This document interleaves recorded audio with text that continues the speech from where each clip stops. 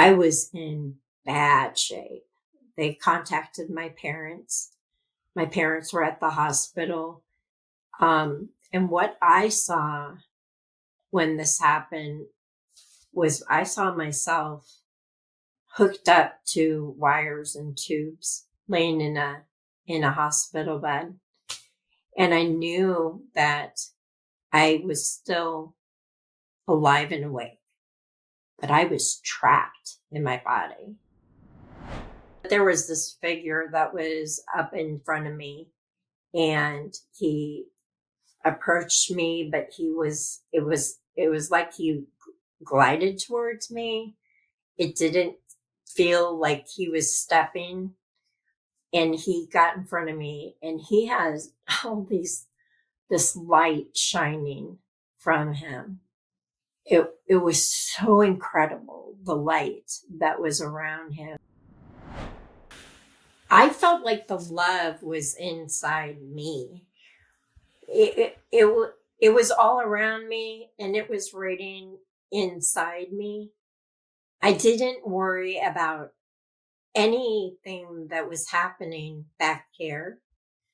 I was so happy to be there. This is Beyond with Heather Tesch, where we examine near-death experiences and life itself, hopefully making this life a little better.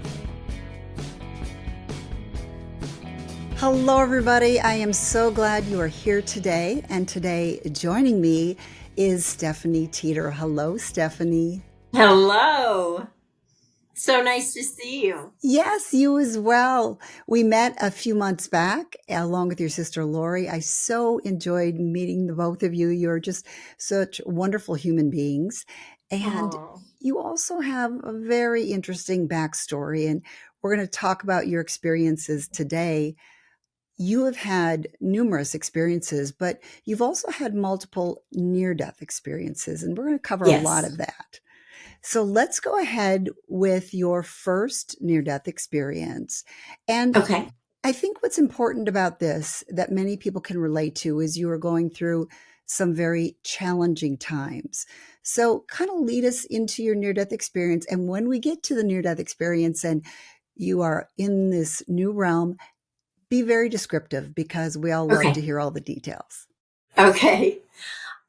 So I had health challenges most of my life, and I was going through a really, really rough time. I had have two children, and one of them is special needs. I was having health challenges at the time, and I was having problems in a relationship. And that led me to want to take my life. I've been suicidal since I was in my early childhood years. I came in feeling that I wasn't at home, and I knew my home was on the other side. And so it was very easy for me to want to leave because I knew what it was like on the other side. And so I had, I'm not going to go into details about what I did, but I had tried to take my life, and I had some friends that a friend that happened to call during that time. And I didn't know, unbeknownst to me, that I answered the phone and I wasn't making any sense. And they got to my apartment at the time, and they called maintenance. They called an ambulance. Ambulance got there, and as I was going to the hospital, my heart stopped. And when that happened, I think that's when it started. I was on the other side, and it's hard to explain the feeling, because everything it feels so real. It's more real than when you're here. And it never goes away, that feeling. Or, just thinking about it right now, I'm right there. And it's more real to me than it is being here. I was in what it was a room, but it looked like a small chapel. And the only thing I can describe it is like being in a hospital chapel. And because it's that small, I don't know if you've ever been in one, but it's very small. And there's pews going up, and up in front there is the podium. But so along the way, there were a few people here and a few people on the other side. And I don't know what they were doing. It wasn't really in my focus about what's going on. Looking back, I can say it almost felt like a holding room. But there was this figure that was up in front of me, and he approached me, but it was like he glided towards me. It didn't feel like he was stepping, and he got in front of me, and he has all this light shining from him. It was so incredible, the light that was around him. I mean, you think of the sun or lights in a room, and it just doesn't compare to that light that's coming from them. I've never really had any kind of anything that represents that here in my life that I could compare it to. It's bright, and it's so loving. I just don't know how to explain it. It's like a light that's full of love, and it's bright, but it doesn't hurt your eyes to look at it. So he glides in front of me and he says, "I want to show you something." And we go off, and I don't know how we got there. It's almost like we turned and then we were just there. So there was an incline, and we were at the top of this hill. The grass was so alive. It was so green. And my feet, I didn't have any shoes on. At the time, I had diabetes, juvenile diabetes. And so walking on grass really hurt my feet. But this grass, it was incredibly soft. It didn't hurt my feet at all. I just can't even describe the grass. It was very full and not too long, but not really short. And so we're standing at this hill, and we look down so there's trees over here to my right. And we look down this way, and there's trees past where we're looking, but we're looking at a gazebo. And we go to the gazebo, and they start talking to me about, we want to show you what it's going to be like if you go back. And we will show you what it's going to be like if you stay. And I felt like I was there forever. I knew everything that was going on while I was there. I was remembering, if I stayed, if I came back, and I made the choice to come back.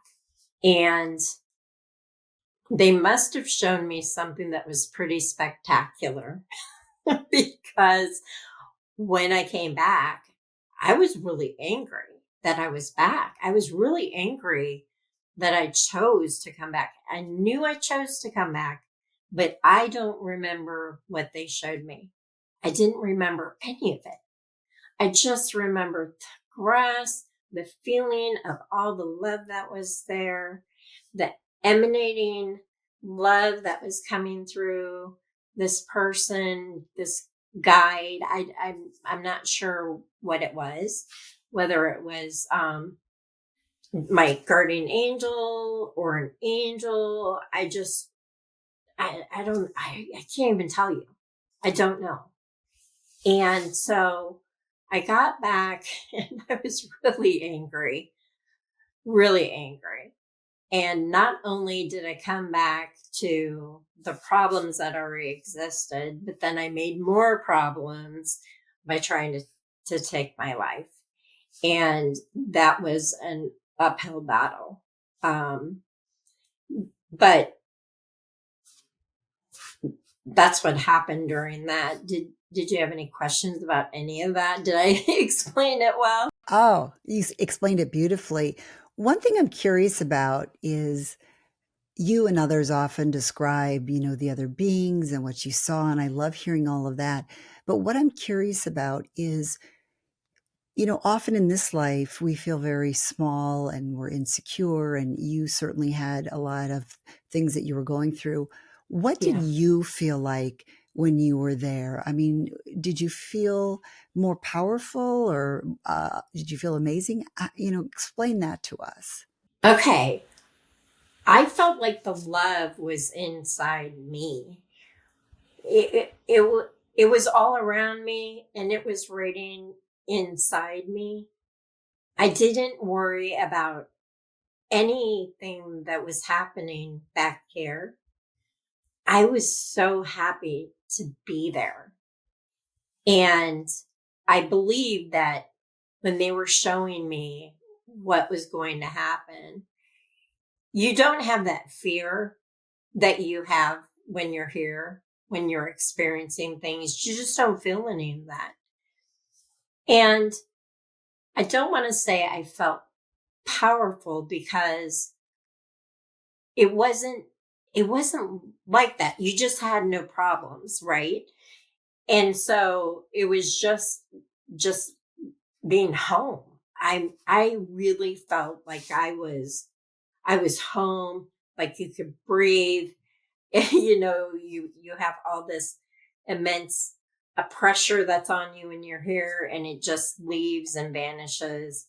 And so I believe that I made those choices out of being in that mind frame.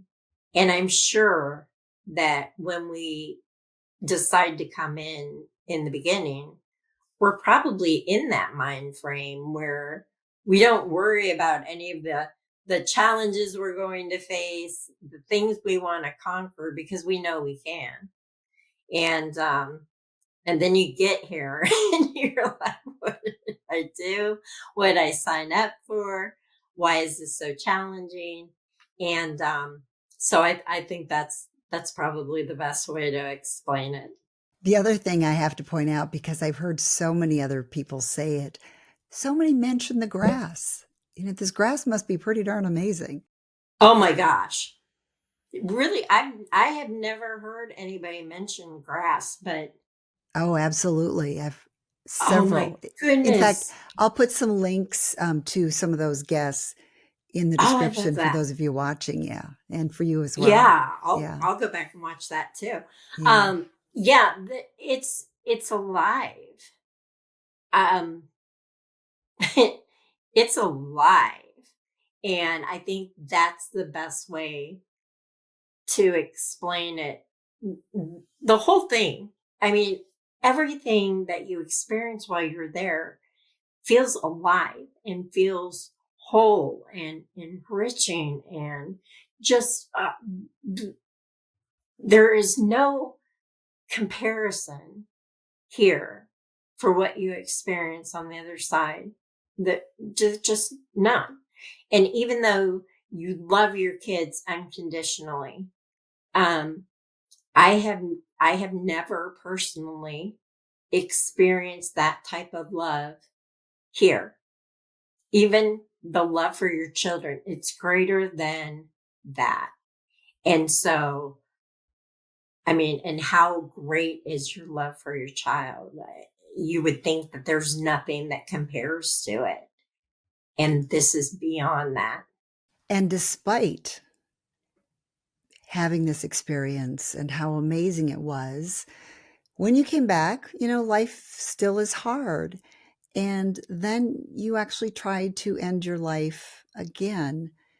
Can you step us through that? Because you did get, I guess you'd call it a vision and a warning.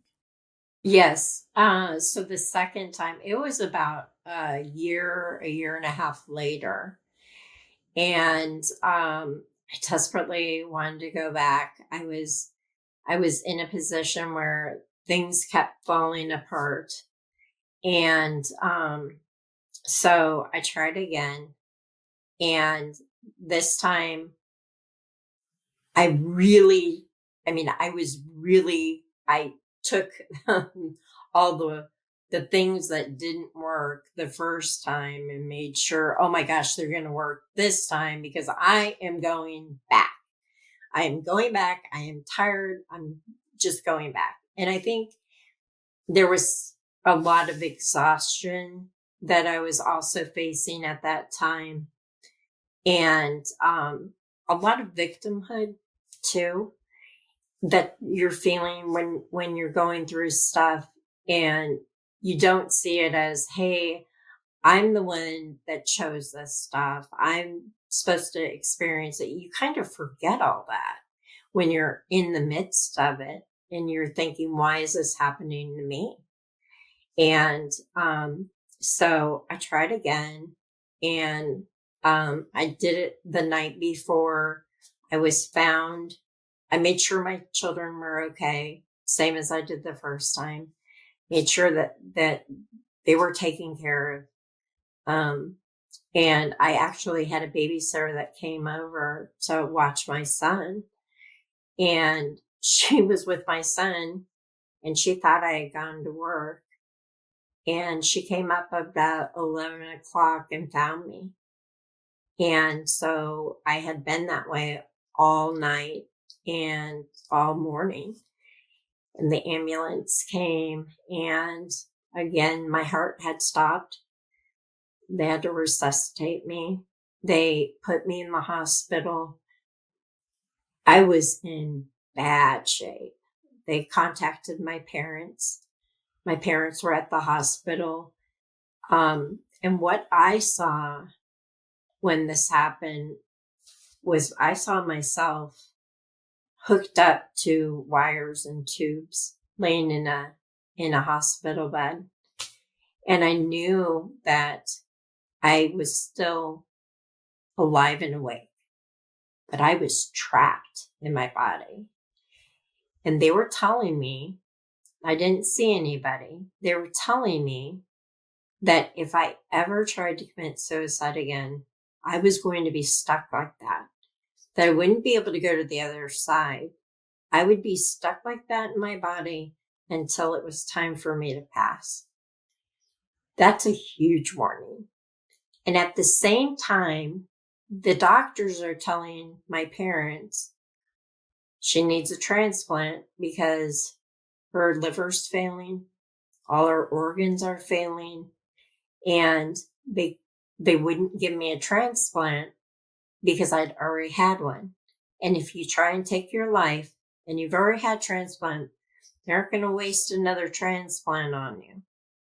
So the doctor was telling my parents that they needed to contact the other people to bring him in, tell me goodbye. And they were outside of my room having this discussion. I was in the ICU. They keep the doors closed in ICU. And I heard everything. So I don't know if I was out of my body and above them. I don't know. But I heard everything. And the very next day, I woke up and I was totally healed. Totally healed. It was incredible.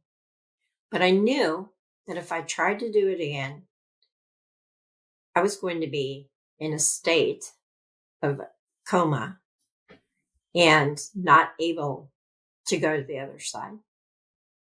That was going to be it. That was a big warning. Huge. Definitely one I would pay attention to. Right, right. So many people feel lost and they feel overwhelmed by life. What have you learned from your near death experiences that can help people that are struggling right now? Well, it's good to know that, first of all, we plan this life. We planned our struggles. We plan to get through them. And so when one of the biggest things I think that helped me was everything is ebb and flow, right? So when we're really down, we can look forward to, hey, we're going to come back up because it all flows up and down, and you're never going to stay in the same place ever. That was a huge help for me learning that. The other thing is that you're going to get through whatever it is. And you have all your experiences prior to look back on and say, hey, I was able to get through that. And look what a good job I did. And I'm going to get through this and I'm going to make it.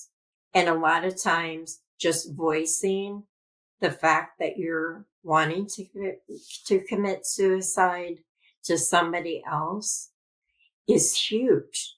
Not keeping it inside. Another thing that I learned in therapy when after I tried was never make a plan. Never do that. When you've made a plan, you desperately need to talk to somebody else and let them know. Desperately need to do it. So that's huge. And it's so hard to admit to somebody, but it's also such a blessing when you do it, because then you're not only accountable to yourself, but to that person and the other people. They can remind you how much you are loved. You're totally loved. You're not only loved by people here, but you're loved up from the other side. And when you're feeling that low, you are surrounded, even though you don't feel like it because you're in such misery. You kind of block yourself off from that, but everybody's around you. So definitely ask for the help. Definitely look for the help here. And that will help you a lot. Confiding into to somebody else. That's great advice. Yeah. I love too the ebb and flow because I think we can all think about that because everybody has ebbs and flows in their life. But, when we are down, we forget that life does do that and it is going to swing back up. And so Right. we just need to kind of hang on for the ride. Right. See, you're never at top. You're never on the top, just gliding through either. Yeah. Right. It always is up and down. The other thing you mentioned that people struggle with is that, we choose this going into our life. And I see this all the time in the comments where people say, I would have never chosen this. And then I've heard others say, well, you're blaming me, but it's not about blame. It's actually, we choose things to help us grow and experience. Exactly. Yes. Yes. I mean, that's the entire part of being here is the experience, and for soul growth. It may not be, I mean, you're growing here, right? But it's a bigger picture than just here. It's the biggest picture is that your soul is growing, and without those experiences, you're not going to grow. And so you have these different things that are for growth, and that's what's going on when we're here is those differences that can get us through this life. And a lot of times we don't even know what the bigger picture is, what we're really wanting to learn, right? When we decide that we're going to come in here. But then you get in here and you start to go through these challenges, and you can get a glimpse of what the bigger picture is. from the different challenges that you're experiencing here. It's hard to see that when you're in it, but truly, we don't understand the biggest picture. And I think maybe just holding on to that and realizing that will just help us kind of get through the harder times. Yeah. Yeah. Well, you have had more experiences than this. I do want to talk about your next near death experience or spiritually transformative experience that you had. I want to talk about your intuition too, because you do have these gifts that you can get these knowings and that sort of thing. So we'll talk about that, but let's go ahead and take that into part 2. Okay. Sounds good. All right, everybody, there's a lot more coming, so stick around. And I will have the link in the description. What a treat to talk to Stephanie. She is such a beautiful soul. And as the saying goes, the best is yet to come. Here is a check on what's ahead for part 2. So I'm on one side, and clear down on the other side is this figure. And this figure is emanating this light again, this loving light. But it's not just coming from the front, it is coming through him, around him. It was incredible. Really, what's going on now doesn't hurt who we truly are. I mean, it doesn't hurt your soul because that's who you truly are. And so relationship problems, financial problems, none of that matters when we get to the other side. None of it. We're not going to remember that. We're going to remember how we made it through. We're going to remember what we were supposed to learn. I think those are the things that we remember. To realize no matter who you are, no matter what you're struggling with, there are people that love you and support you. And there are beings on the other side that are always, always there. Angels, whatever it is. And to realize that most time we are just blocking ourselves from realizing it because we're so ingrained in what's going on. And to realize that you are constantly being helped, constantly being loved. Of course, that's just a little taste. There really is a lot coming up in part 2. It is a great episode, so I do hope you come back for that. But in the meantime, I would love to know if you learned anything today. We all have, complications and problems and things we're dealing with in life. And I think it's really helpful to get wisdom from somebody like Stephanie. She's been through so much, and then she's had these experiences. And oftentimes, it gives you that wisdom. And I found it really helpful. And again, more coming up in part 2 that I think you'll find really, really helpful. But for now, just tell me what you learned or, what you thought about some of the things that she said. Did anything stand out to you when she was describing her near-death experiences? I always love hearing about the love.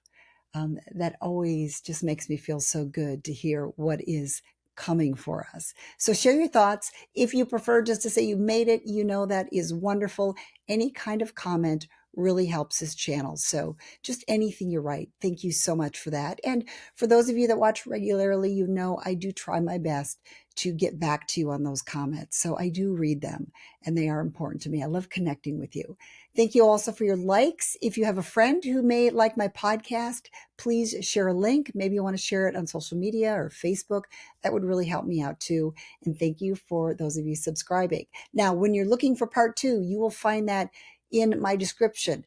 That's where you always find a link to it, or you find the release date. And you also find there in the description a link to my playlist, and that'll give you all of my episodes. So you can find so many great guests there. So I do hope you'll check that out. When you click that link, when it opens up, then go ahead and once again, click on playlist, and that'll have them all in order for you to watch. Thank you so much, everybody, for being here today. I love sharing this journey with you. Thank you so much for joining me on it. And I do hope you'll stick around for part 2 because it is a good one. Thanks so much, folks. Bye-bye. Thanks for joining me on Beyond with Heather Tesch. Please add comments and questions you'd like future guests to answer. Also, if you liked what you heard, please hit the thumbs up button and subscribe. That'll help keep this podcast going. You can also go to Beyond with Heather Tesch to look for more episodes.